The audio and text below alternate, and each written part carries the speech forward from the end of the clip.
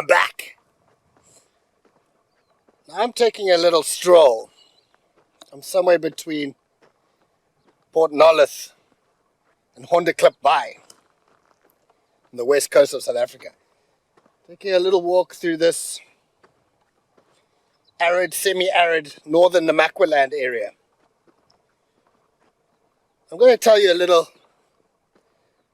little tale about an even littler snail. Now, even in an area as seemingly desolate as this, there's still some really cool shit to see if you know what you're looking for. There's a saying by Huxley that went something like, to a man or woman, to a person uninstructed in natural history, his country or seaside stroll is like a walk through an art gallery with 9/10 of the paintings turned to face the wall. Instruct him in natural history, and you place in his hand a catalogue of those paintings worth turning around so that you can appreciate the beauty. Now, I've always really liked that. I probably stuffed up the saying. But I've liked that concept of, if you know what to look at, it can make even a place that looks pretty boring, it can make it really quite interesting. It's one of the main reasons I wanted to study biology or natural history. And even though I'm not a specialist in snails, just learning about all this stuff makes every place I visit a lot more interesting.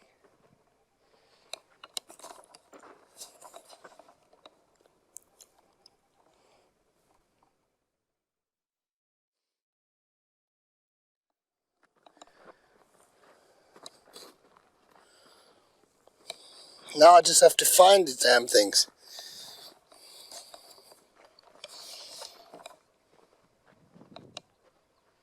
Oh, that's a dead beetle.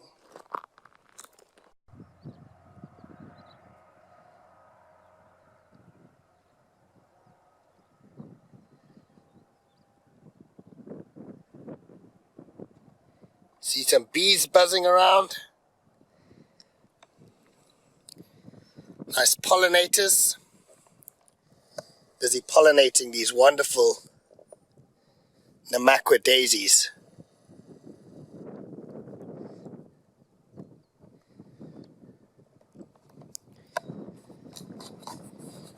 I was still a bit early in the season. We just had a little bit of rain.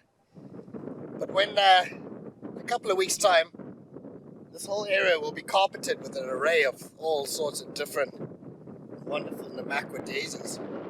People come from all over the world to see these daisies. And now what else is interesting is if you look close, you can see some interesting things happening here on the ground.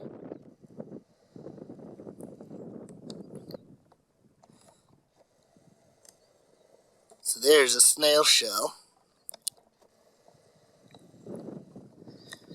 Here, oh, let me get down close.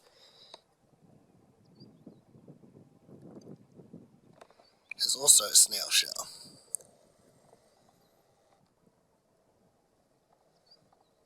Oh, a bit close.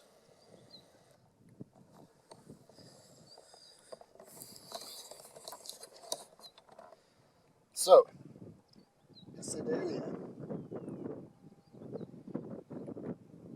everywhere can be really interesting if you just know a little bit about the natural history. So, this tiny little shell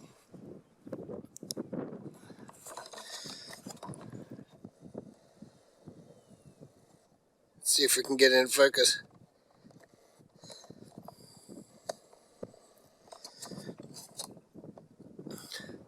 Now this tiny little thing is actually an invasive species of snail. I think it's called Theba pisana, a common garden snail. You can see the size of this shell. It's quite small. That's very interesting. Let's dig a little bit deeper. This invasive species has moved up slowly from Cape Town to the south, moved up the west coast since about the 1880s. Okay, it's interesting. Still not mind-blowing. Think of something more interesting to say. Well, this one is a little bit bigger. So this is a shell of a native trigonephorus species. And if you look at this area, you might not be able to see it here, but a lot of the sand is wind blown. So this area is full of dunes. It's basically a wind blown environment. But inside these shells, you'll notice they're full of sand.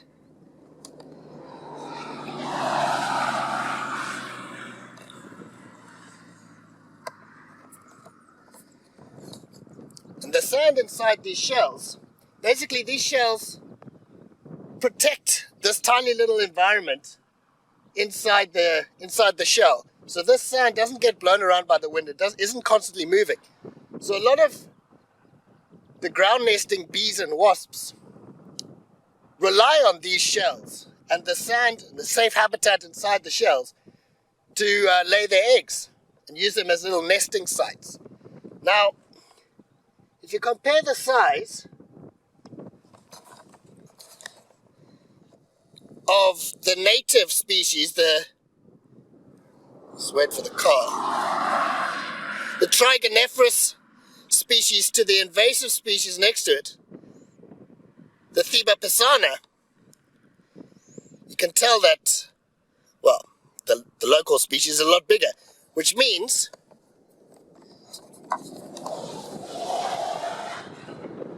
that the volume inside is much bigger, and it can hold more sand inside, protect a bigger environment, and therefore there's more space for these ground nesting wasps and bees to make their egg chambers, their brood chambers. So I'm looking for now, one of the small wasps we get, some of the major pollinators of these namaqualand, Cortinia. I think they're called Cortinia, the genus. They lay their eggs inside these shells. But slowly, as this invasive species outcompetes the larger native species, it becomes harder and harder to find these big shells. Soon all you're left with is these tiny shells. And these shells don't contain much sand.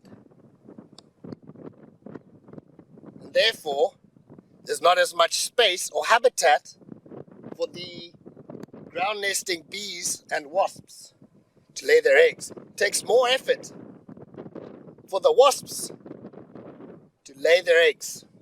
They have to find more shells. Instead of putting a lot of eggs in one big shell, they now need to search for probably 100 small shells. And that takes a lot of effort.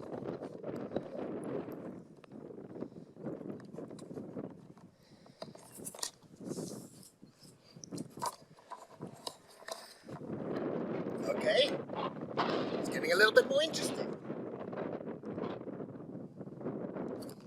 But it actually gets worse than that. So of the three main pollinators of the namaqualand, we got the bees, we got the wasps, we also get the bee flies, the bombylids. Now we've seen some bee flies, the woolly bee fly, we've seen it on the safari a few times. It's got a long little nose, And it's quite fluffy. It's like he's wearing a fluffy jacket. And those bee flies are actually parasitoids.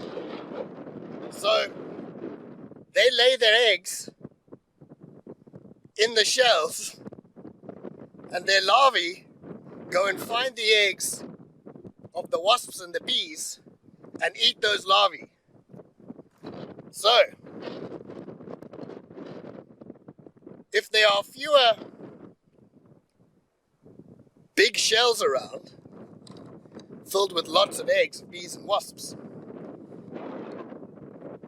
you not only have fewer bees and wasps, but also the brood inside those small invasive snails sometimes isn't enough for the larvae of the bee fly to develop.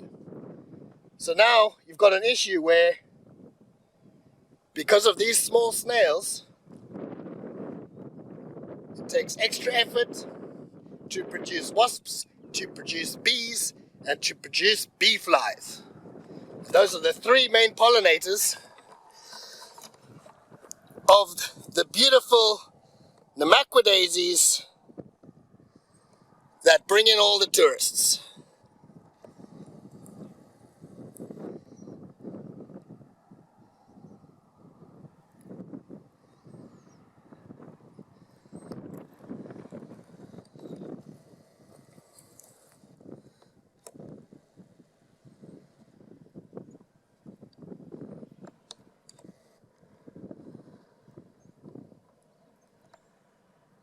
That is actually a bee fly by the looks of things.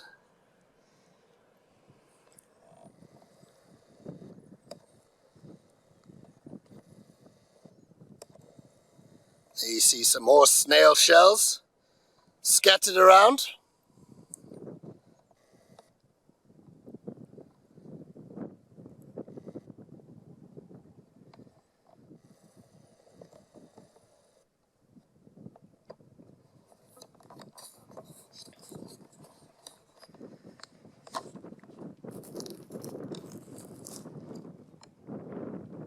So,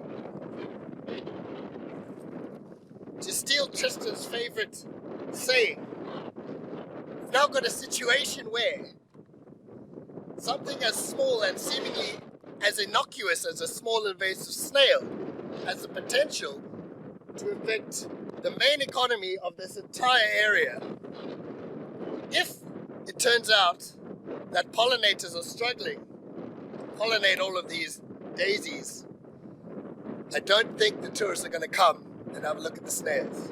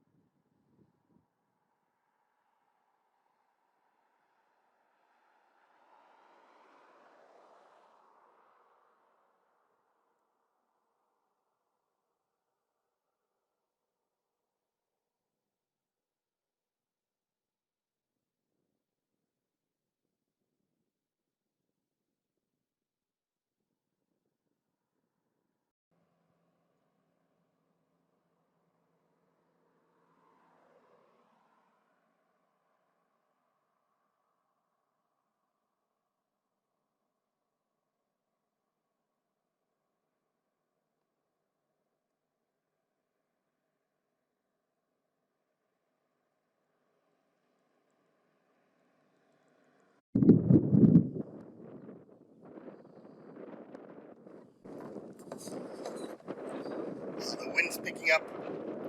The wind's picking up now.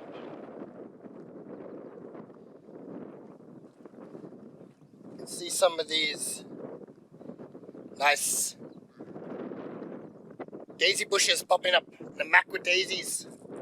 I'm not a big fan of the big yellow ones. Not sure why. But scattered in between are these delicate little purple ones, which I quite enjoy.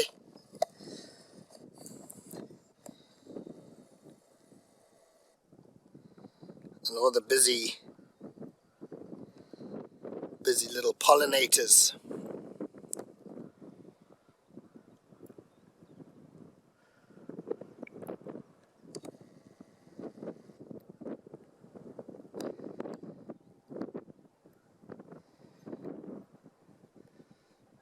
Don't know if you can see.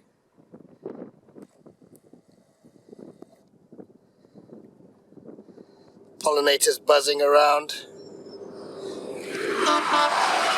Ah, fucking get lost. How to ruin a nice